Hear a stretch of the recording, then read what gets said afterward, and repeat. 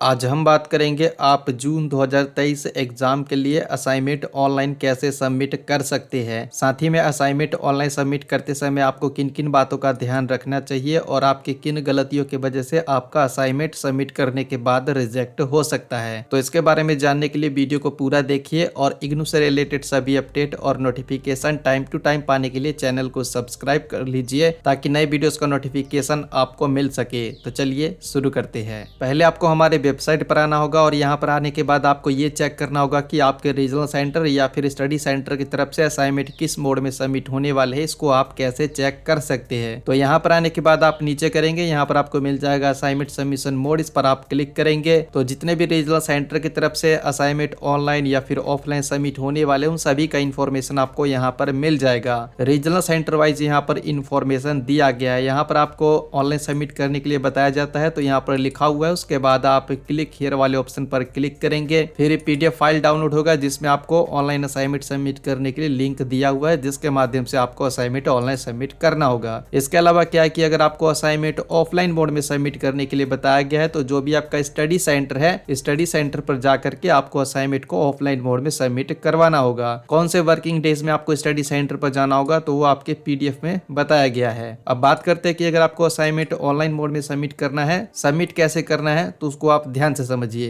पहले तो अगर आपको ऑनलाइन असाइनमेंट सबमिट करना है तो आपके पास जितने भी असाइनमेंट है, जैसे कि आपने 8 सब्जेक्ट का असाइनमेंट बनाया है, तो सभी असाइनमेंट का यानी कि जितने भी सब्जेक्ट है सभी का आपको सेपरेट पीडीएफ फाइल बनाना होगा। पीडीएफ फाइल आप कैसे बना सकते हैं, तो उसके लिए आप एडोब स्कैन जो पीडीएफ स्कैनर है, इससे आप पीडीएफ फाइल बना सकते हैं। अब बात करते हैं कि आपके रीजनल सेंटर की तरफ से अगर असाइनमेंट को ऑनलाइन सबमिट करने के लिए बताया जाता है तो आपको किन किन बातों का ध्यान रखना चाहिए। देखिए, जब आप असाइनमेंट को ऑनलाइन मोड में सबमिट करते हैं तो इसमें क्या है कि आप कुछ गलती कर सकते हैं, यानी कि आपने असाइनमेंट में लिखने में कुछ गलती किया होगा या फिर आप सबमिट करने में भी कुछ गलती कर सकते हैं। तो इग्नू की तरफ से 2 ऐसे बड़े कारण बताए गए हैं जिसके वजह से आपका असाइनमेंट ऑनलाइन सबमिट करने के बाद भी रिजेक्ट हो सकता है, और उसके बारे में मैंने इस वीडियो में डिटेल में बता रखा है। अगर यही चीजें मैं आपको सेम टू सेम दोबारा से बताने लगा तो वीडियो का साइज बड़ा हो जाएगा, तो इसलिए आप ये वीडियो को देख सकते हैं। अब जब आप असाइनमेंट को ऑनलाइन सबमिट करेंगे तो पहला चीज आपको इतना ध्यान रखना है कि आपके रीजनल सेंटर या फिर स्टडी सेंटर की तरफ से असाइनमेंट सबमिशन का जो भी गाइडलाइंस आया है, तो उसमें पहले आपको पीडीएफ फाइल का नाम रखने के लिए बताया जाता है। तो पीडीएफ फाइल का नाम आपको कैसे रखना होगा, तो जो भी गाइडलाइंस है उसमें आपको बताया जाता है। जैसे कि यहाँ पर बताया गया है, पहले इनरोलमेंट नंबर लिखना होगा और फिर जो आपका सब्जेक्ट कोड है वो आपको लिखना होगा, जैसे कि एग्जाम्पल में यहाँ पर दिया गया है। दूसरा क्या है कि आपको जो है असाइनमेंट के हर एक पेज पर आपको अपना सिग्नेचर करने के लिए बताया जा सकता है, या फिर नाम लिखने के लिए बताया जा सकता है, या फिर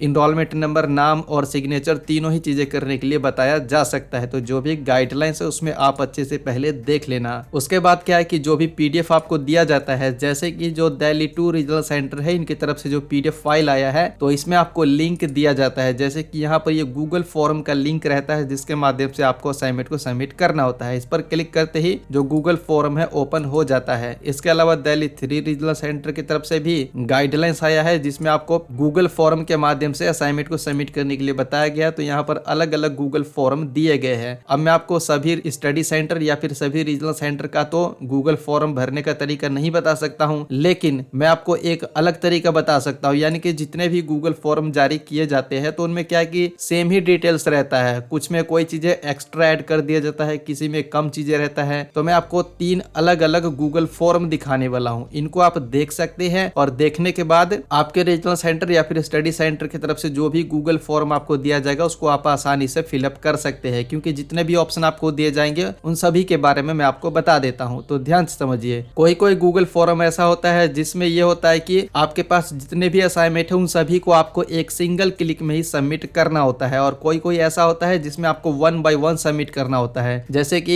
ये जो कॉलेज है 38025, इनके तरफ से जो गूगल फॉर्म दिया गया है, इनमें आपको असाइनमेंट को 1 बाय 1 सबमिट करने के लिए बताया गया है। अब जैसे कि यहाँ पर आपको क्या करना है, पहले यहाँ पर आपको ईमेल आईडी डालना है। अब ईमेल आईडी यहाँ पर आपको कौन सा डालना है, तो ईमेल आईडी आप यहाँ पर कोई भी डाल सकते हैं जो वर्किंग कंडीशन में है, लेकिन जो आपके रीजनल सेंटर या फिर स्टडी सेंटर की तरफ से गूगल फॉर्म जारी किया जाएगा, अगर उसमें आपको स्पेशली कुछ बताया गया है, जैसे कि ये जो गूगल फॉर्म है तो इसमें यह बताया गया है कि आपने एडमिशन के वक्त जो भी ईमेल आईडी दिया था आपको वही ईमेल आईडी से असाइनमेंट को सबमिट करना होगा। तो अगर ऐसा कुछ बताया गया है तो जो ईमेल आईडी आपने एडमिशन के वक्त इस्तेमाल किया किया था उसी से आपको असाइनमेंट भी सबमिट करना होगा। अगर नहीं बताया गया है तो आप किसी भी ईमेल आईडी से सबमिट कर सकते हैं। तो पहले आपको ईमेल आईडी डालना होता है, फिर आपको नाम डालना होता है जो इग्नू में आपका रजिस्टर नाम है कैपिटल लेटर में, फिर यहाँ पर आपको इनरोलमेंट नंबर डालना होता है, फिर जो भी मोबाइल नंबर वर्किंग कंडीशन में है वो आपको डालना होता है और जो ईमेल आईडी वर्किंग कंडीशन में है वही आपको डालना होता है। और जैसे कि यहाँ पर प्रोग्राम कोड बताया गया है तो जो भी आपका प्रोग्राम कोड रहता है आपको ऐसा ड्रॉप डाउन बॉक्स दिया जाता है, इसी में से आपको सेलेक्ट करना होता है। और फिर जो आपका सब्जेक्ट है यानी कि जिस भी सब्जेक्ट का आप असाइनमेंट सबमिट करने वाले हैं यहाँ पर आपको सब्जेक्ट सेलेक्ट करना होता है। तो वो आप यहाँ पर देखेंगे जो भी सब्जेक्ट आप यहाँ पर सिलेक्ट करते हैं तो वही यहाँ पर आपको अपलोड करना होता है। यहाँ पर ऐड फाइल का ऑप्शन आपको दिया जाएगा, इस पर आपको क्लिक करना होगा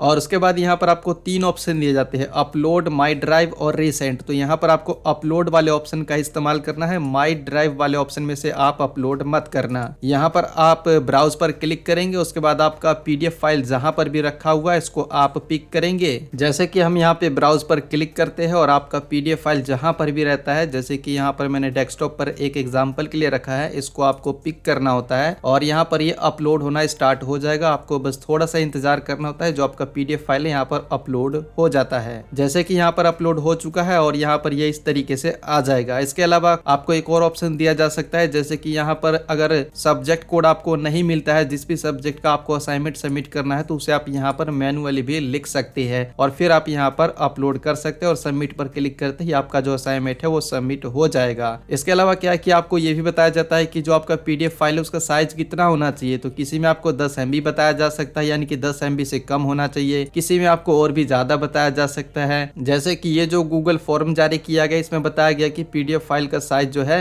20 MB से ज्यादा का नहीं होना चाहिए, तो वो आप देख लेना। इसके अलावा यहाँ पर ये जो गूगल फॉर्म है इसमें आप देख सकते हैं इसमें सेम टू सेम वही ऑप्शन दिया गया है, लेकिन इसमें आपको ये भी बताया गया है सेमेस्टर सेलेक्ट करने के लिए। तो ऐसे में आपका जो भी सेमेस्टर रहता है वो यहाँ पर आपको बताना होता है, फिर उसी के अकॉर्डिंग यहाँ पर सब्जेक्ट आते हैं जो आपको सिलेक्ट करने होते हैं और पीडीएफ फाइल को अपलोड करना होता है। सभी डिटेल्स को डालने पर सबमिट पर क्लिक करते ही आपका जो असाइनमेंट है वो सबमिट हो जाता है। इसके अलावा जो एक गूगल फॉर्म रहता है उसमें आपको अलग ऑप्शन दिए जा सकते हैं, जैसे कि यहाँ पर आप इसको देख सकते हैं। तो पहले जो भी गाइडलाइंस दिया जाता है इसको आप अच्छे से देख लीजिएगा और इसमें अलग क्या है कि सभी डिटेल्स तो आपको सेम ही फिलअप करना होगा, लेकिन यहाँ पर क्या है कि जो आपका इग्नू का आईडी कार्ड है वो भी आपको अपलोड करना होगा, जिसके लिए ऐड फाइल पर क्लिक करके आप अपलोड कर सकते हैं। दूसरा क्या है कि आपके पास जितने भी असाइनमेंट रहते हैं, जैसे कि 10 असाइनमेंट है, 7 है, 6 है, तो उन सभी को यहाँ पर आपको एक सिंगल क्लिक में ही अपलोड यानी कि सबमिट करना होता है। जैसे कि MEG1 है तो यहाँ पर आपके पास अगर MEG1 सब्जेक्ट है तो यहाँ ऐड फाइल पर क्लिक करेंगे, पीडीएफ फाइल जहां पर भी रखा हुआ है पिक करेंगे, अपलोड करेंगे। दूसरा सब्जेक्ट है MEG02 तो उसको भी आप यहीं पर अपलोड करेंगे। तीसरा MEG3 है तो आपको इस वाले सेक्शन में अपलोड करना होगा। MEG4 है तो यहाँ पर आपको अपलोड करना होगा, यानी कि जितने भी असाइनमेंट है तो जो भी सब्जेक्ट कोड बताया गया उसी के नीचे आपको अपलोड करना होगा। तो सभी को आप यहाँ पर एक ही बार में अपलोड कर सकते हैं और एक ही बार में सबमिट कर सकते हैं। और ऐसा जो गूगल फॉर्म रहता है इसको आप सिर्फ एक बार ही फिलअप कर सकते हैं। जितने भी असाइनमेंट है उन सभी को यहाँ पर आप एक ही बार में अपलोड कर दीजिए और यहाँ आई एग्री पर क्लिक करके और सबमिट पर क्लिक करते ही आपका जो असाइनमेंट है वो सबमिट हो जाएगा। और जब आप यहाँ पर सबमिट पर क्लिक करते हैं तो आपका जो असाइनमेंट है वो सबमिट हुआ है या फिर नहीं, इसके बारे में आप कैसे पता लगा सकते हैं। तो जैसे ही आप सबमिट पर क्लिक करते हैं तो आपको इस तरीके से बताया जाता है your response has been recorded या फिर your assignment has been submitted. तो अगर ऐसा स्क्रीन आता है तो आपको क्या करना है, यही आपके असाइनमेंट सबमिशन का प्रूफ रहता है, इसका स्क्रीनशॉट लेकर के आप रख लीजिए। और कई बार क्या होता है कि गूगल फॉर्म से असाइनमेंट को सबमिट करने के बाद जो भी आप ईमेल आईडी देते हैं या फिर जिस भी ईमेल आईडी से आप सबमिट करते हैं तो उस पर आपको एक कंफर्मेशन ईमेल आता है जिसमें आपको बताया जाता है कि जो आपका असाइनमेंट है वो सक्सेसफुली सबमिट हो चुका है। तो अगर ऐसा ईमेल आता है तो इसको भी आप संभाल करके रख लीजिएगा, क्योंकि यही आपके असाइनमेंट सबमिशन का प्रूफ रहता है। तो ये सब चीजें जो मैंने आपको बताया है, अगर इनको आप अच्छे से समझ चुके हैं और अच्छे से सभी स्टेप को फॉलो करते हैं तो आपका असाइनमेंट जो है सक्सेसफुली सबमिट हो जाएगा और आपको असाइनमेंट सबमिट करते समय कोई भी दिक्कत नहीं होगा। बाकी अगर कोई प्रॉब्लम होता है तो आप मुझे इंस्टाग्राम पर मैसेज करना, मैं कोशिश करूंगा कि जल्दी से जल्दी आपको रिप्लाई कर सकूं।